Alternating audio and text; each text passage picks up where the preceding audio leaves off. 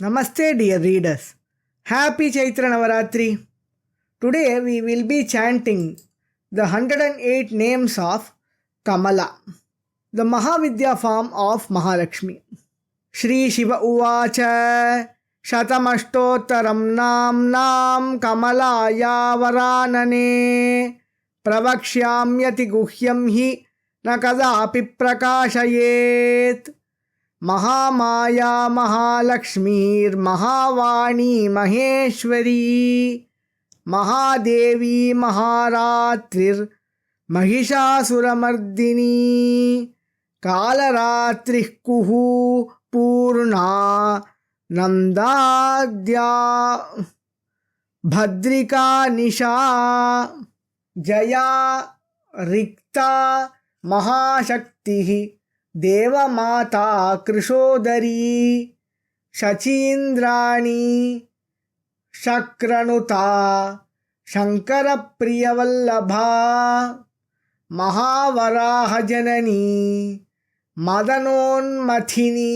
मही वैकुंठनाथरमणी विष्णुवक्षस्थलस्थिता विश्वेश्वरी विश्वमाता वरदा भयदा शिवा शूलिनी चक्रिणी माच पाशिनी शंखधारिणी गदिनी मुंडमाला च कमला करुणालया पद्माक्षधारिणी ह्यंबा महाविष्णुप्रियंकरी गोलोकनाथरमणी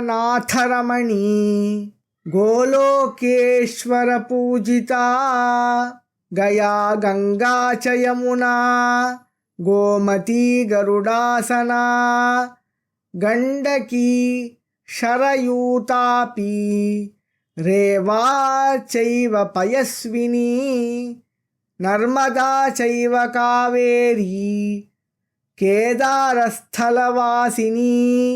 किशोरी केशवनुता महेन्द्र परिवंदिता ब्रह्मादिदेव निर्माणकारिणी वेद पूजिता कोटि ब्रह्मांड मध्यस्था कोटि ब्रह्मांडकारिणी श्रुति रूपा श्रुतिकरी श्रुति स्मृति परायणा इंदिरा सिंधुतनया मातंगी लोकमातृका त्रिलोकजननी तंत्रातंत्र मंत्रस्वरूपिणी तरुणी च तमोहंत्री मंगला मंगलायना मधुकैटभमथनी शुंभासुरविनाशिनी निशुंभादिहरा माता हरिशंकर पूजिता सर्वदेवमयी सर्वा शरणागत पालिनी शरण्या शंभुवनिता सिंधुतीरनिवासिनी गंधर्वगानरसिका गीता गोविंदवल्लभा त्रैलोक्यपालिनी तत्वरूपा तारुण्यपूरिता चंद्रावली चंद्रमुखी चंद्रिका चंद्रपूजिता चंद्रा शशांक भगिनी गीतवाद्यपरायणा सृष्टिरूपा सृष्टिकरी सृष्टिसंहारकारिणी इति ते कथितं देवी रमा नाम शताष्टकं त्रिसन्ध्यं प्रयतो भूत्वा पठेदेतत्समाहितः यं यं कामयते कामं तं तं प्राप्नोत्यसंशयः इमं स्तवं यः पठतीह वैकुण्ठपत्न्याः परमादरेण धनाधिपाद्यैः परिवन्दितः स्यात् प्रयास्यति श्रीपदमन्तकाले इति श्रीकमलाया अष्टोत्तरशतनामस्तोत्रं सम्पूर्णम्. The Palashruti says, one who recites this 108 names of Rama in all 3 times of the day, Trisandhyam, with devotion.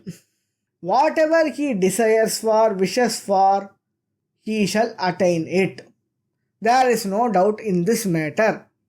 Any mortal who recites this hymn of the wife of Lord Vaikuntha, that is the Lord of Vaikuntha, Sriman Narayana, with great respect, he is revered even by Dhanadipa, Kubera and other gods, and he attains the holy feet of Goddess Lakshmi in the end, says Mahadeva. Thank you for listening.